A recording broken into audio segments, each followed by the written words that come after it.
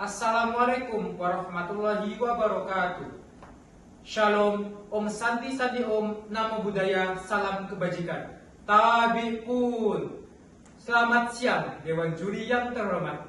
Saya, Ahmad Ratib Ashraf Kiputra, sebagai pembicara pertama, bersama 3 rekan saya, Muhammad Zaki Amar Alvarez sebagai pembicara kedua, Anissa Sabrina Hanun sebagai pembicara ketiga, serta Noval Adam Anafis sebagai pembicara cadangan dari tim Ilmu Pemerintahan Universitas Lampung. Saat ini, bangsa kita tengah terpukau oleh kilau nikel yang menyilaukan mata. Kebijakan hilirisasi digadang-gadang sebagai tiket emas menuju kemakmuran. Sebuah jalan tol pembangunan menuju Indonesia Emas 2045. Namun, kami hadir di sini untuk mengajukan sebuah pertanyaan fundamental yang seringkali terbungkam oleh narasi besar tersebut. Jika istana kemajuan ini dibangun atas fondasi lingkungan yang retak dan keadilan sosial yang tergerus, untuk siapa sebenarnya kemakmuran ini kita ciptakan? Hari ini kami tidak hanya akan mengkritik, tetapi juga menawarkan cetak biru reorientasi kebijakan yang lebih berakal dan berkeadilan. Dewan Juri yang terhormat, mari kita bicara tentang biaya yang tak terlihat di neraca negara. Kritik pertama kami adalah biaya ekologis dan sosial yang dibayar tunai oleh alam dan rakyat kecil. Kita tidak bisa menutup mata. Data dari Jaringan Advokasi Tambang atau JATAM menunjukkan bahwa hingga tahun 2023, izin pertambangan nikel telah mengancam lebih dari 1 juta hektar hutan di Indonesia. Di Pulau Obi, Maluku Utara, citra satelit memperlihatkan bagaimana hutan hijau subur kini berubah menjadi luka merah tanah kerukan tambang. Ini bukan sekedar angka, ini adalah hilangnya keanekaragaman hayati, tercemarnya sumber air warga, dan terusirnya komunitas adat dari tanah leluhur mereka. Kita menciptakan energi bersih untuk dunia dengan mengotori halaman belakang kita sendiri. Ini adalah sebuah ironi tragis yang harus segera kita hentikan. Kritik kedua dari sisi ekonomi.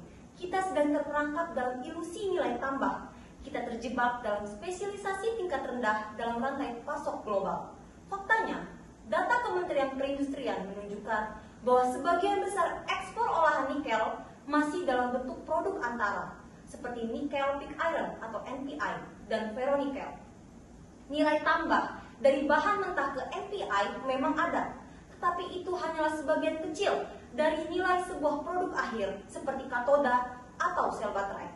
Artinya, kita bekerja keras untuk mengubah biji nikel seharga $50 menjadi NPI seharga $200.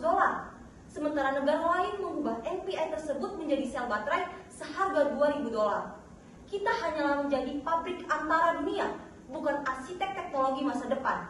Jika ini terus berkelanjutan, Indonesia Emas 2045 hanya akan menjadi angan-angan. Lalu, bagaimana kita keluar dari jebakan ini?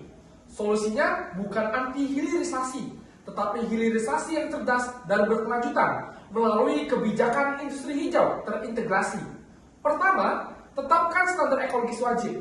Pemerintah harus memaksa industri untuk menggunakan energi baru terbarukan dalam proses smelter dan menerapkan teknologi zero waste untuk limbah tambang. Memberikan insentif pajak bagi yang patuh dan sanksi tegas bagi yang merusak.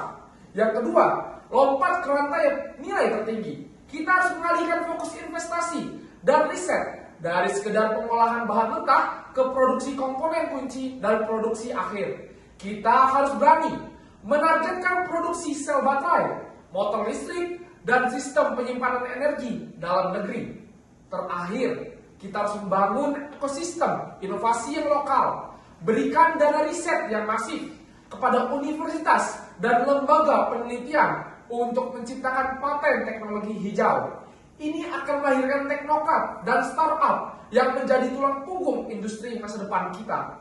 Sebagai penutup, Dewan Juri yang terhormat, tim kami percaya bahwa memilih antara ekonomi dan ekologi adalah sebuah pilihan yang keliru. Kilau nikel yang menyilaukan hari ini tidak boleh membutakan kita dari cahaya masa depan yang lebih berkelanjutan. Dengan reorientasi kebijakan yang berani, kita dapat memastikan bahwa hilirisasi menjadi mesin kemajuan sejati yang membawa seluruh rakyat Indonesia tanpa terkecuali menuju gerbang Indonesia Emas 2045. Terima kasih. Shalom. Om Santi Santi Om. Namo Buddhaya. Salam kebajikan. Wassalamualaikum warahmatullahi wabarakatuh.